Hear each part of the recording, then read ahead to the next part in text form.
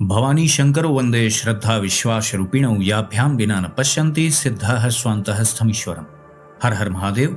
जगत पिता Shiv YouTube channel और भगवत पथ प्रश्नोत्तरी के 32वें विशेषांक में आप सभी भगवत प्रेमी दर्शकों का हार्दिक स्वागत है।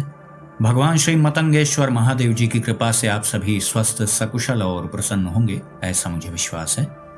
यथा यथा प्रत्यगवस्थितं मनस्तथा तथा मुञ्चति बाह्य वासनाः निःशेष मोक्षे सति वासनानां आत्मानुभूति प्रतिबंध शून्या। जैसे जैसे मन अंतर्मुख होता जाता है वैसे वैसे ही वह बाह्य वासनाओं को छोड़ता जाता है। जिस समय उन वासनाओं से पूर्णतः छुटकारा प्राप्त हो जाता है उसी समय आत्मा का अनुभव होने लगता है। आद्य जगत गुरु भगवान शंकराचार्य जी द्वारा रचित विवेक चूड़ामणि नामक ग्रंथ का यह महत्वपूर्ण श्लोक था। आज का प्रस्तुत वीडियो प्रश्नोत्तरी श्रृंखला का 32वां भाग है। अधिक से अधिक महत्वपूर्ण प्रश्नों को हमने सम्मिलित करने का प्रयास किया है, तो प्रश्नोत्तरी का क्रम हम प्रारंभ करते हैं। पहला प्रश्न लेते हैं। यह प्रश्न आया है बाबा जितेंद्र के नाम से। इन्होंने पूछा है कि बेल वृक्ष की आरती उतारने के समय और धूप दिखाने के समय कौन सा मंत्र बोलना चाहिए। शिवलिंग पर जल चढ़ाने के समय हम कौन सा मंत्र बोलें। बेल वृक्ष तो साक्षात महादेव का ही स्वरूप माना गया है। प्रभु का भाव रख करके ही आप बेल वृक्ष की आरती कर सकते हैं। यदि आप कोई श्लोक आदि मंत्र आदि बोलना चाहते हैं, वैसे तो वैदिक मंत्र बहुत क्लिष्ट होते हैं, आप पौराणिक मंत्र लौकिक मंत्र जो होते हैं उसको बोल सकते हैं। आरती के समय सामान्यतः लोग कर्पूर गौरम करुणावतारम वाला श्लोक बोलते हैं, आप वो बोल सकते हैं। या आप चाहें तो यह श्लोक भी बोल सकते हैं। आज्यम चवर्त संयुक्तम वहनिनाजोजितम मया दीपम गृहाण देवेश त्रैलोक्य तिमिरापहम। स्क्रीन पर आपको यह श्लोक दिख रहा होगा। धूप देने के लिए आप इस श्लोक का प्रयोग कर सकते हैं।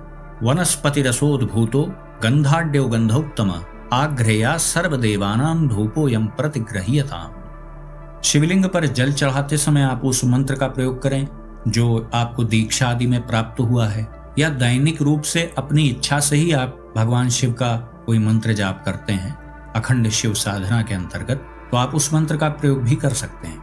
बड़े वैदिक मंत्र कंठस्थ नहीं है तो आप पंचाक्षरी मंत्र बोल करके भी या मानसिक रूप से या उपांश रूप से जाप करते हुए भी आप जल अर्पित कर सकते हैं। बहुत से लोग विधि पूर्वक शिव गायत्री का जाप करते हैं, उसका पुरस्चरण आदि भी वो करते हैं, तो वो लोग शिव गायत्री के द्वारा भगवान शिव का जलाभिषेक कर सकते हैं। रुद्र सूक्त के द्वारा भी जलाभिषेक होता है। रुद्र सूक्त कहाँ प्राप्त होता है? श्री रुद्राष्टाध्यायी के 5वें अध्याय के जो प्रारंभिक 16 मंत्र हैं। हरे ओम नमस्ते रुद्रमन्यव उतो ताईखवे नमः, यहाँ से प्रारंभ होता है और मानस्तो के तनये मान आयुमानो यहाँ तक जाता है। 16 मंत्र हैं, ये थोड़ा लंबा है, विस्तृत है, ये पूरा सूक्त है, इसे रुद्र सूक्त कहते हैं। तो इसके द्वारा भी लोग जलाभिषेक करते हैं। पूरी रुद्राष्टाध्यायी का पाठ करते हुए भी लोग जलाभिषेक कर सकते हैं, लेकिन यह कंठस्थ होना आवश्यक है और यह अत्यंत कठिन है। यह कोई आसान नहीं होता है वैदिक मंत्र कंठस्थ करना। जो बच्चे बाल्यकाल से कंठस्थ करते हैं आप उनसे मिलिए, देखिए कितनी परिश्रम के द्वारा वो याद करते हैं उसे, क्योंकि हर मंत्र की एक निश्चित शैली है, उसे उसी प्रकार से बोला जा सकता है। वैदिक मंत्र एक श्रवण विद्या है, सुन के ही ये सीखा जा सकता है। केवल पुस्तक में पढ़ लेंगे तो बहुत से तो उसमें चिन्ह हैं, उन चिन्ह का उच्चारण किस प्रकार से करना है वो तो कोई सामने से गुरु अच्छा आपको मिलेगा वही बता सकता है।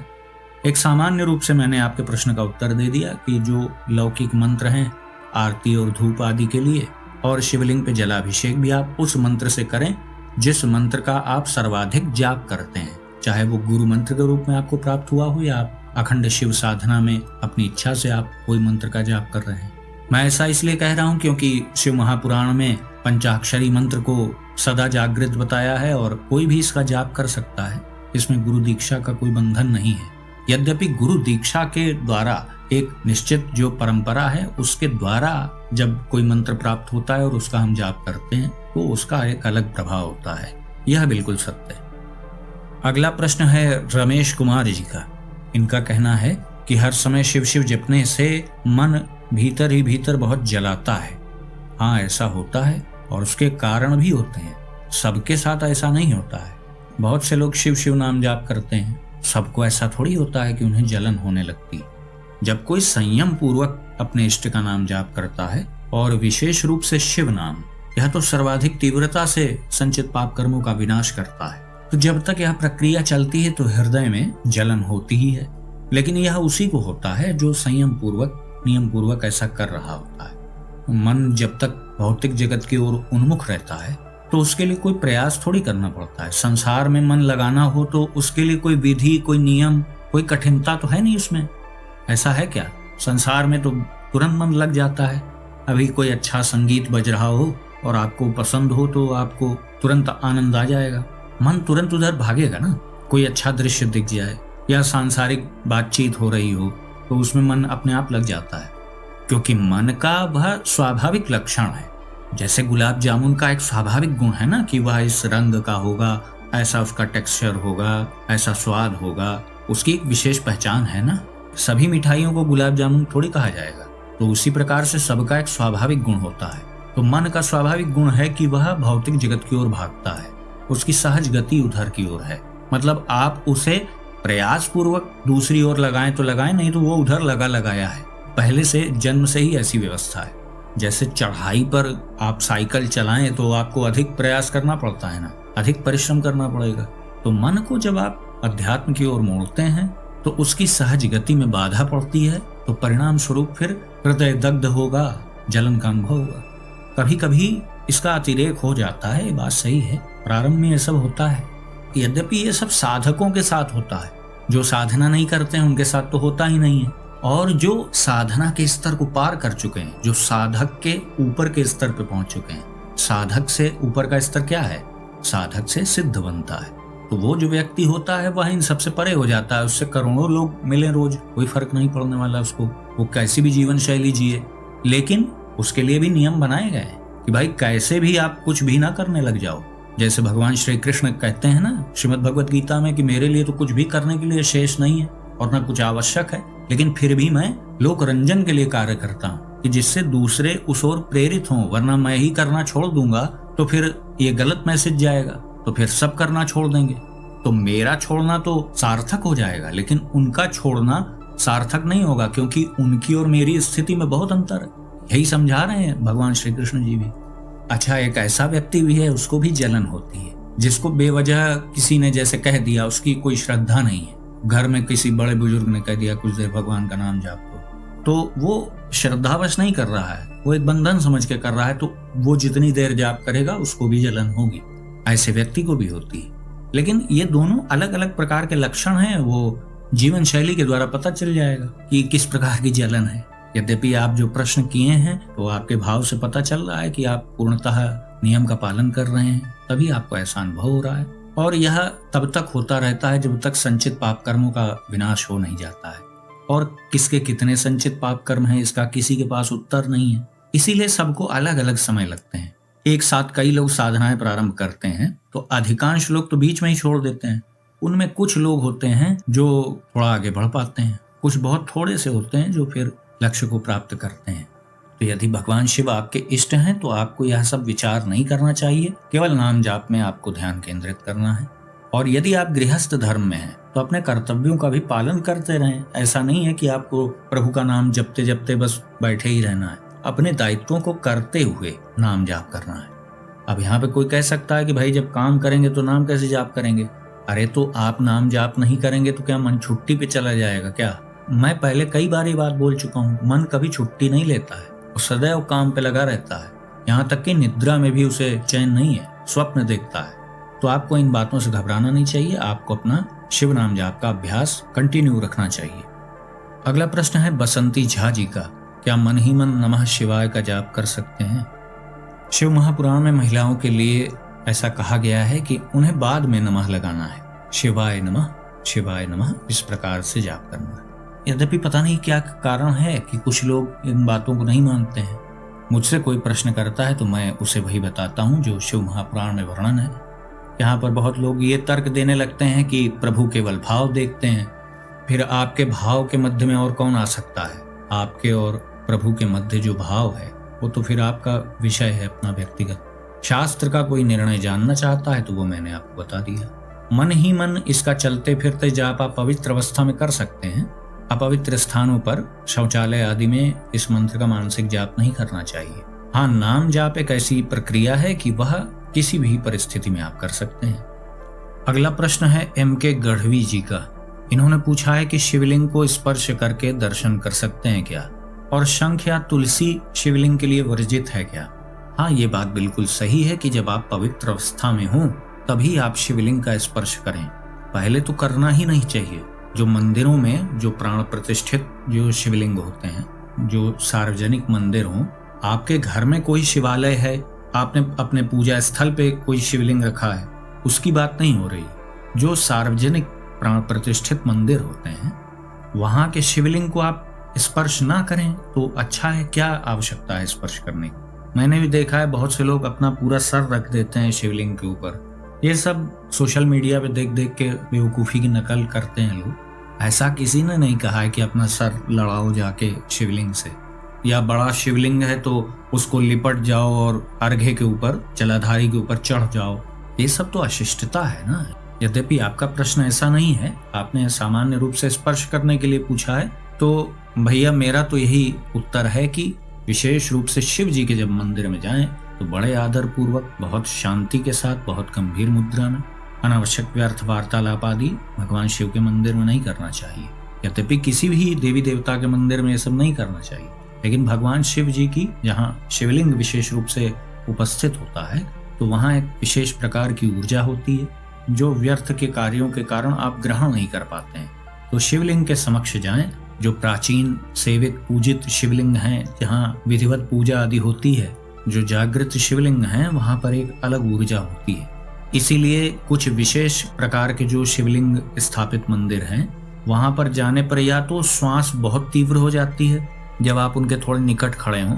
काफी दूर होंगे तो मैं उसकी बात नहीं करता हूँ, हाँ निकट थोड़े से होंगे, 8-10 फीट का अंतर रहेगा जब, तो अचानक से बहुत से लोगों की श्वास तेज चलने लगती है, बहुत से लोगों की श्वास गहरी हो जाती है, बहुत से लोगों की हार्ट बीट बढ़ जाती है, बहुत से लोग बहुत शांति का अनुभव करते हैं और बहुत से लोग स्मृति शून्य हो जाते हैं। मतलब चलते रहेंगे, खड़े रहेंगे, देखेंगे, सब कुछ करेंगे, लेकिन वो अलग ही दुनिया में पहुंच जाते हैं। ये अनुभव की बात है, अब जिन्होंने किया वही समझेंगे इसे। हर मंदिर में ऐसा अनुभव हो ही जाए यह भी आवश्यक नहीं है। जहाँ विधिवत पूजा पाठ नियम से होता है, देवी देवताओं को, अव्यक्त शक्तियों को भोग मिलता रहता है, तो वो मंदिर ब्रह्मांडीय ऊर्जा और उस देवता से संबंधित ऊर्जा का केंद्र हो जाता है। तो मेरा तो यही उत्तर है कि शिवलिंग को दूर से देखें, प्रणाम करें, निकट भी जा सकते हैं, लेकिन बेवजह स्पर्श नहीं करना चाहिए। हाँ, यदि उस मंदिर में आप किसी कर्मकांड में सम्मिलित हैं तो स्नान करके, पवित्र वस्त्र आदि धारण करके फिर आप कर सकते हैं। बिल्कुल वर्जित ही हो ऐसा भी नहीं है, लेकिन यह सब विधि पूर्वक किया जाता है। ऐसे ही मंदिर जाएं और किसी भी प्रकार का आप वस्त्र पहने हो, आप स्पर्श कर लें तो वो ठीक नहीं है। सबसे श्रेष्ठ है कि आदर पूर्वक दर्शन करें, दूर से ही। और आपने शंख और तुलसी के संबंध में पूछा है। हाँ, तुलसी शिवलिंग पर अर्पित नहीं की जाती है। वर्ष में एक बार वैकुंठ चतुर्दशी के दिन तुलसी भगवान शिव जी पे अर्पित की जाती है। शंख भी नहीं बजाना चाहिए, क्योंकि शंखचूड़ के वध के बाद ही शंख अस्तित्व में आया है, तो वह शिव जी को प्रिय नहीं है। अन्य वाद्य यंत्रों का प्रयोग आप आरती आदि में कर सकते हैं। अगला प्रश्न है सागर जी का। इन्होंने पूछा है, पंचदेव की पूजा में इत्र का उपयोग कर सकते हैं क्या? कर सकते हैं तो कौन सा इत्र होना चाहिए? और स्नान के जल में गुलाब जल मिलाकर भगवान को स्नान करा सकते हैं? हाँ, पंचदेवों के पूजन में आप इत्र का प्रयोग कर सकते हैं, लेकिन यह ध्यान रखें कि जिसको जो इत्र प्रिय है उसको वही इत्र अर्पित करें। यदि अलग अलग सबके लिए इत्र की व्यवस्था आप न कर पाए तो कोई एक ऐसा इत्र ले लीजिए जो सभी को प्रिय हो। जैसे खस का इत्र लेंगे तो वो भगवान शिव को तो बहुत प्रिय है, लेकिन वह इत्र गणेश जी, माँ जगदम्बा आदि को नहीं चढ़ता है। केवड़े का इत्र भगवान शिव पर अर्पित नहीं होता है, अन्य देवी देवताओं पे आप अर्पित कर सकते हैं। तो आप चाहें तो चंदन का इत्र प्रयोग करें, वो पंचदेवों के लिए आप प्रयोग कर सकते हैं।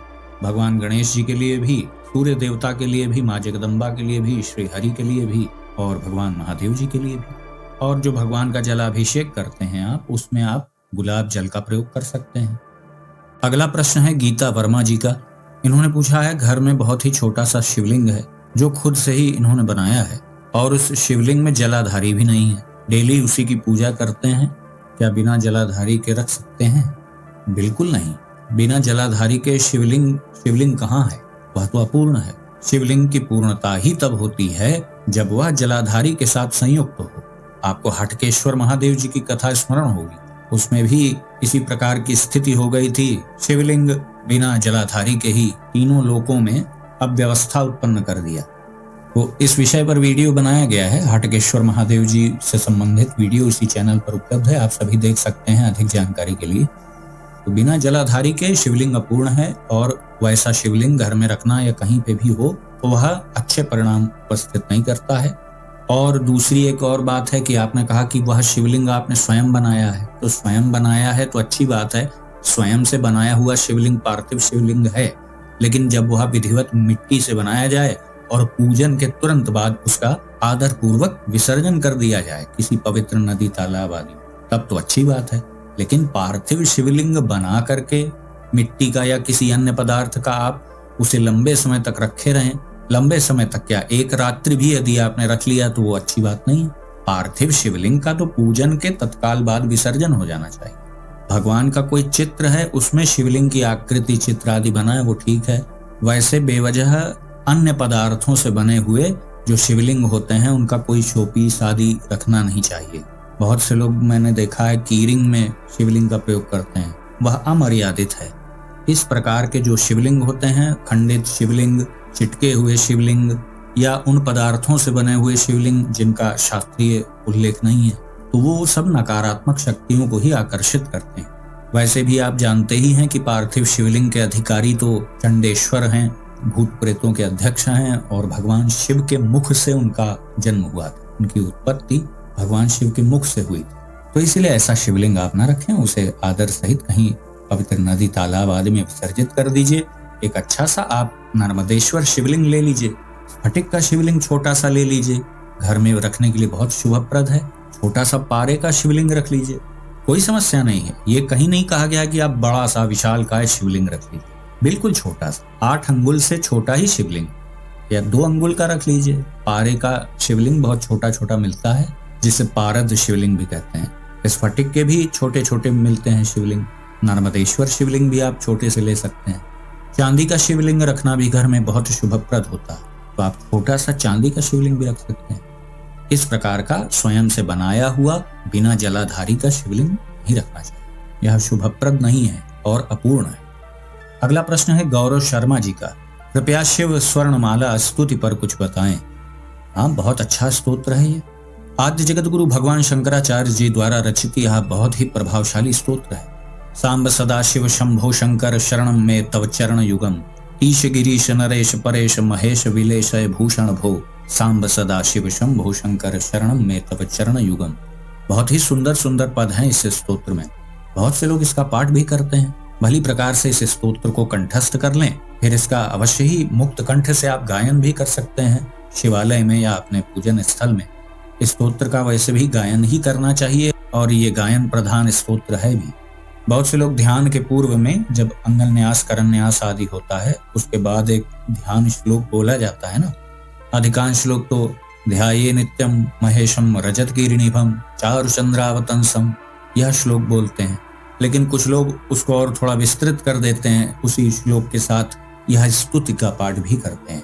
शिव स्वर्णमाला स्तुति करन्यास अंगन्यास के बाद आप इसका पाठ कर सकते हैं, या सब पूजा पाठ आप संपूर्ण अपनी कर लें। दैनिक पूजा जब आपकी पूरी हो जाए तो अंत में सबसे स्तोत्र का आप गायन कर सकते हैं। उपांशु रूप से भी आप पाठ कर सकते हैं, मानसिक पाठ कर सकते हैं, जैसे आपको सुविधा हो। यद्यपि जिसको कंठस्थ करना है तो उसे वाचिक पाठ ही इसका करना चाहिए, बोल बोल करके। हर प्रकार से यह स्तुति बहुत ही कल्याणकारी है। और वैसे भी भगवान शंकराचार्य जी द्वारा रचित जितने भी स्तोत्र हैं वह अद्भुत प्रभावशाली हैं, ये अनुभवतीत बात मैं आपको बता रहा हूँ। अगला प्रश्न है वीरेंद्र शनायक जी का, सपने में शिवलिंग को टूटते हुए देखने का क्या मतलब है? सकारात्मक तो बिल्कुल भी नहीं है। स्वप्न में शिवलिंग को टूटते हुए देखना या खंडित शिवलिंग देखना यह सकारात्मक लक्षण नहीं है। आर्थिक रूप से या व्यक्तिगत रूप से कोई हानि का यह संकेत होता है। स्वास्थ्य से संबंधित कुछ समस्याएं, मानसिक तनाव, चिंता, बेवजह का व्यर्थ वाद विवाद, वैचारिक मतभेद, यह सब भविष्य में हो सकते हैं। ऐसे स्वप्न इन बातों का संकेत होते हैं। यद्यपि ये बात अवश्य है कि शिवलिंग किसी भी प्रकार से स्वप्न में दिखाई दे तो वो मंगल कारक तो है ही, वो होगा कुछ भी आपके साथ, लेकिन उसी में आपका परम कल्याण छुपा होगा। कोई हानि होगी तो उसमें भी कुछ कारण ही होगा, और उसको बहुत गहराई से विचार करेंगे तो वो आपके लिए वास्तविक रूप में लाभप्रद होगा। लेकिन जो नाम जापक है, प्रभु के प्रति मन वचन कर्म से समर्पित है, तो उसे इन सब बातों की कोई चिंता नहीं करनी चाहिए। प्रारब्ध पहले से ही तय हो चुका है। क्रियमाण कर्म हम जो कर रहे हैं वो हमारे बुद्धि विवेक से कर रहे हैं, बाकी जो होगा सब प्रभु की इच्छा है। अगला प्रश्न है श्री राधिका सखी जी का। गोलोक धाम या शिवलोक में रहने वाले कर्म बंधन से मुक्त होते हैं या वहां रहकर भी कर्म होते रहते हैं और फल भोगना पड़ता है?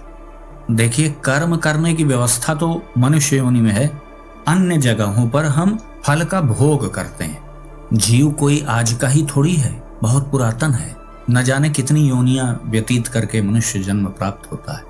और मनुष्य के बंधन और मुक्ति का कारण कौन है? वह मन है। मन एव मनुष्याणाम कारणम बंध मोक्षयो।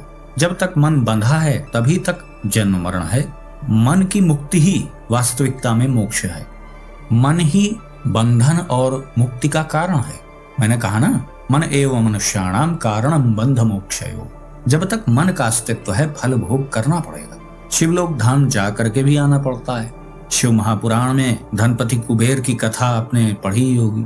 उसके साथ भी तो ऐसा हुआ, शिवलोक धाम जाके फिर पुनर्जन्म हुआ उसका।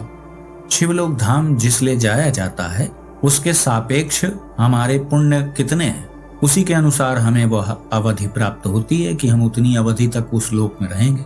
किसी भी लोक में यही सिद्धांत लागू होता है और इसमें पुण्य सहायक होते हैं। शिवलोक जाने में पुण्य सहायक हैं और मुक्ति में तो न पाप और न पुण्य, कर्म की ही आवश्यकता नहीं है। कर्मातीत स्थिति जब आ जाएगी तभी तो उसके बाद मुक्ति का अनुभव है। जब तक कर्म हो रहे हैं तब तक उससे संबंधित फल भोग भी अवश्य ही करना है। ठीक है, किसी ने बहुत उन्नत कर्म कर लिए हैं, वो एक कर्म का प्रकार है। नाम जाप भी एक कर्म है, मंत्र जाप भी एक कर्म है, हवन यज्ञ आदि भी एक कर्म है, कर्मकांड भी कर्म है, तो उसका फल थोड़ा उच्च स्तर का है। तो यही इसका सीधा सा उत्तर है। लेकिन जितनी अवधि आपकी है उतनी ही वहां रहनी है, फिर आप अवतीर्ण होंगे। क्षीणे पुण्य मर्तलोकम विशंति।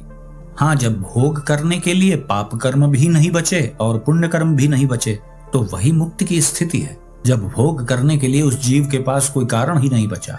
इसीलिए शास्त्रों में कहा गया है कि तप के द्वारा अपने संचित पाप कर्मों को नष्ट कर लो और केवल पुण्य कर्म करो और उनमें भी कर्ता भाव न रखो, तो तुम कर्मातीत स्थिति में पहुंच जाओगे। यद्यपि यह अभ्यास का विषय है, इतना आसान नहीं है, लेकिन अभ्यास करने वाला ही अभ्यास न करने वाले से बहुत श्रेष्ठ होता है। भले आप लक्ष्य को अभी प्राप्त नहीं कर पाए, लेकिन आप प्रयासरत तो हैं। तो यही वास्तविक सत्य है। किसी भी लोक में आप चले जाएं, वहां जाने का मतलब ही है कि आप गए हैं ना, मन के साथ गए हैं। सुख दुख का भोग तो मन ही करता है ना। अब आप शिवलोक में हैं तो आपका मन वहां आनंद प्राप्त कर रहा है, तो मन का अस्तित्व तो है। जब तक मन का अस्तित्व है तब तक मोक्ष नहीं है। मन के अस्तित्व का मिट जाना ही मोक्ष है, और वह मिटता है अपने वास्तविक स्वरूप को जान करके। अगला प्रश्न है डॉक्टर अनुज कंबोज जी का। थोड़ा बड़ा प्रश्न है। इनका कहना है कि एक लाल किताब वाले पंडित जी ने मेरी धर्म पत्नी को कहा कि घर में और मंदिर में दिया न जलाएं, नर्मदेश्वर भगवान को न रखें, पुष्प न अर्पित करें और कोई भी मूर्ति न रखें। और इनका कहना है कि नर्मदेश्वर भगवान की सेवा के बिना ये नहीं रह सकते हैं। और इनका कहना है कि यदि मैं उनकी पूजा करता हूँ, मतलब धर्म मार्ग पे मैं चल रहा हूँ जो, तो मेरी पत्नी बहुत नाराज होती है। तो देखिए, ये तो बड़ी विचित्र बात है। आप कह रहे हैं कि एक लाल किताब वाले पंडित जी ने आपको कुछ बता दिया और आप एक शिव भक्त हो करके ये सब व्यर्थ की बातों में फंस गए। अरे भाई, उस महान पंडित जी ने आपको ये क्यों नहीं कह दिया कि सनातन धर्म ही छोड़ दो भाई? सब कुछ तो छोड़ने को कह दिया उन्होंने। घर में मंदिर में दिया न जलाओ, नर्मदेश्वर यानी भगवान की प्रतिमा आदि मूर्ति आदि कुछ भी आप घर पे न रखें, पुष्प न अर्पित करें, तो सब कुछ तो मना हो ही गया ना। तो धर्म ही लेके क्या करेंगे फिर? उसको भी छोड़ ही दीजिए आप। और केवल आपकी धर्म पत्नी ऐसा चाह रही इसलिए? ये प्रश्न तो आपको अपने मन से ही पूछ लेना चाहिए। ऐसी धर्म पत्नी भी क्या कि भाई जो आपको आपके धर्म से ही पथभ्रष्ट करने पे लग जाए। आप स्वयं अपने बुद्धि विवेक से विचार करें।